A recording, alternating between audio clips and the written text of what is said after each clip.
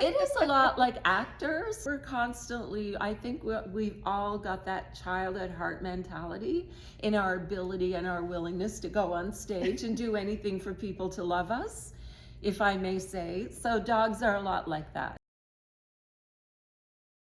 I'm Bernardine Stapleton, and I am the playwright and actor in the Antidote for Life.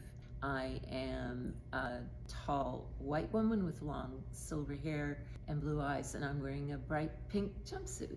My name is Meghan Greeley. My pronouns are she, her. I'm the artistic animateur of RCA Theatre Company.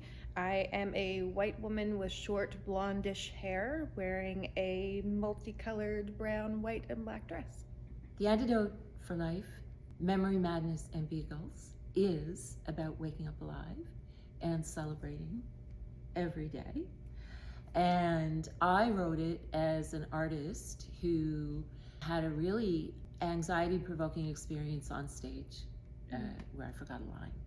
And it was here at the hall, and I was sitting right there and forgot a line in front of an audience and had to go through that thing that a lot of actors really understand, where you're kind of in a panic in your interior world, and on the exterior you're just trying to get your bearings and compensate and recover, because it's all about recovering. And I had a lot of anxiety after that about being on stage.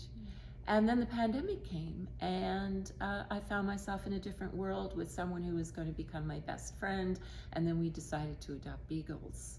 And then I wanted to create and write things about being alive and being aging and being in the arts. And if you've never really been to the theater before, but you really just like a good story sitting around the kitchen table, and you like ghost stories, and if you love animals, then I think you'll like this show. Forgetting your line on stage is such a relatable story. I feel my heart rate increasing as I'm hearing you talk about it. Oh, really? It doesn't take much before you feel like the earth has shifted under your feet and your Yeah. heart starts going 100,000 miles an hour. Yeah, and you definitely feel like all eyes are upon you, even though, and many people say very kindly, oh, I didn't notice that. And maybe they do or maybe they don't, but I know that when you go through it yourself, it's something that you never really recover from. It always stays with you. And up until that point, I think I was probably that very annoying person who knew all their lines and all everybody else's lines. And I would know if someone dropped a comma or, and then it really humbled me. But it also made me really afraid. Because if, as we get older in the arts, if we lose those abilities that come so easily to us, how do we replace that? Or will we ourselves be replaced? And so all of those questions started to dance around with me. And so I wanted to make a play that was fun and where I would never forget my lines, because I write them all on a deck of playing cards. And I have them on stage with me, and I pull a card and then I do that scene. And so it's a lot of fun because it's in a different order every day. What is so challenging about Beagles in particular? Beagles are notorious for being extremely scent driven. They're hunting dogs, so they're conditioned to just bolt. And at the risk of offending anybody, they are notoriously abused because people think of them as working dogs, and they're not often treated well. And I know there's a big effort by Beagle Paws and others to correct this, but it is sort of a particular breed that does tend to be often misunderstood and neglected, if not outright abused. And so we have really devoted our lives to making sure that at least these two dogs have a safe space in the world. And if you love any animal at all, I think you will really like this show, because it's ridiculous.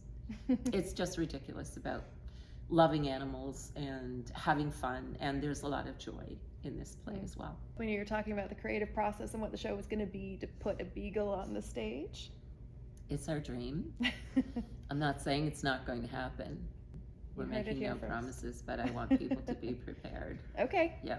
Our dogs are ridiculous and will not learn a new thing.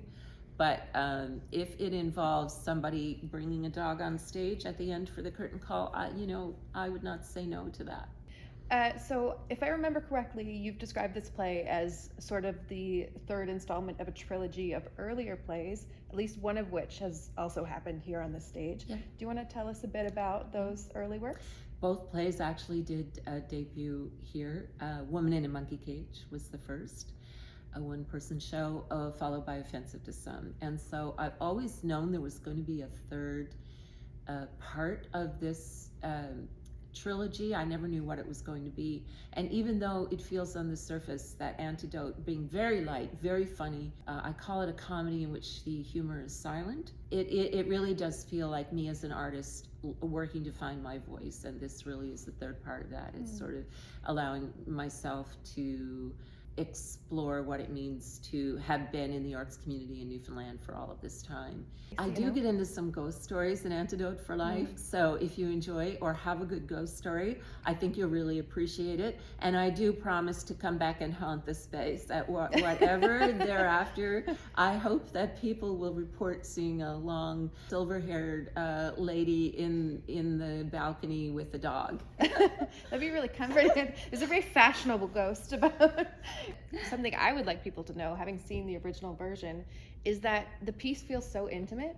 It really feels as though you're speaking directly to all of us. It was almost as though someone has invited you into the home of the legendary Bernardine Stapleton, and she's going to tell you a beautiful story at a kitchen table.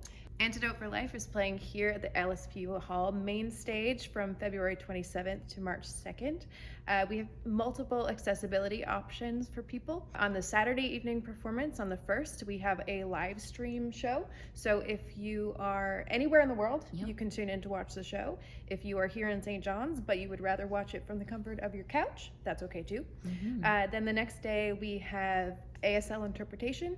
We have live audio description, which if you've never heard of that, it's for the blind and low-sighted community. They are given a hearing device, and there's a live description of the show and the action as it's happening. We also have assisted hearing devices for people who, if you're wearing hearing aids, you can plug them right into your hearing aids and connect them via Bluetooth, and it just amplifies the sound a bit. And we also have a relaxed performance on that matinee, which is the same great art, but everything is just taken down a notch. It's a more relaxed environment. The house lights are up a little bit. Sounds maybe a little bit quieter. It's the same play, it's just a little more casual. You can get tickets for this gorgeous show at lspuhall.ca, or you can phone Ren at the box office. The number is 709-753-4531. I remember hearing stories about old theaters in the West End of London who they would say if the ghost appeared, it was going to be a good run. So maybe if my ghost appears, you can say, oh, it's going to be a good run because Bernardine was here. So.